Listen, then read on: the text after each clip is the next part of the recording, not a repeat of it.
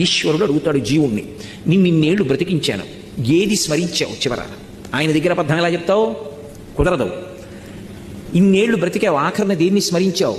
స్వామి నా పొలం గుర్తొచ్చింది, తిరియక్కువక. దానికి మనుష్య జన్మ ఎందుకురా? ఐశ్వర్యం గురించి ఆలోచించుకుంటూ కూర్చోడానికి వెళ్ళిపోమంటాడు. తిరియక్ అంటే భూమికి అడ్డంగా పుట్టి అడ్డంగా పెరుగుతుంది, ఇక కర్మాధికారం లేదు.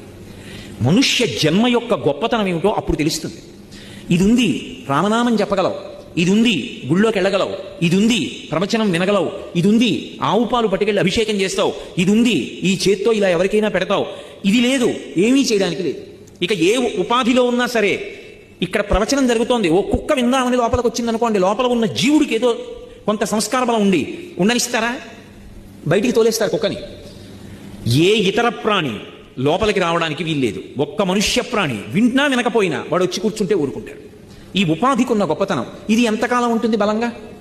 దీపం ఉండగా ఇల్లు చక్కబెట్టుకో అంటే అదే. అందరి గురించి ఆలోచిస్తున్నావు, బాగుంది. నీ జీవుడి యొక్క అభ్యున్నతి చేసినవి ఎవరు పట్టుకెడతారు? నువ్వే పట్టుకెళ్ళాలి, మూట తగిలించుకుని ఈశ్వరుడి ముందు నిలబడాలి. ఎన్నాళ్ళు ఇక్కడ ఉంటావు? ఎప్పుడో అప్పుడు వెళ్ళి నిలబడాలా?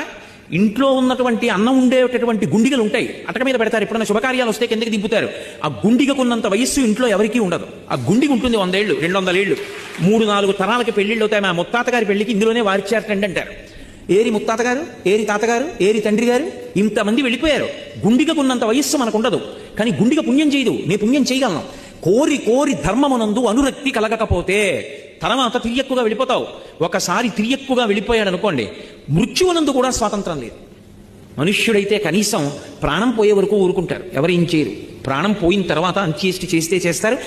అసలు నే చనిపోయాక అన్నదాని గురించి ఆలోచించడం అనవసరం. అది ఆలోచించవలసిన వాడు కొడుకు, అంతగా కాకపోతే పక్కింటి వాడు, ఇంకా కాకపోతే మున్సిపాలిటీ వాళ్ళు తప్ప.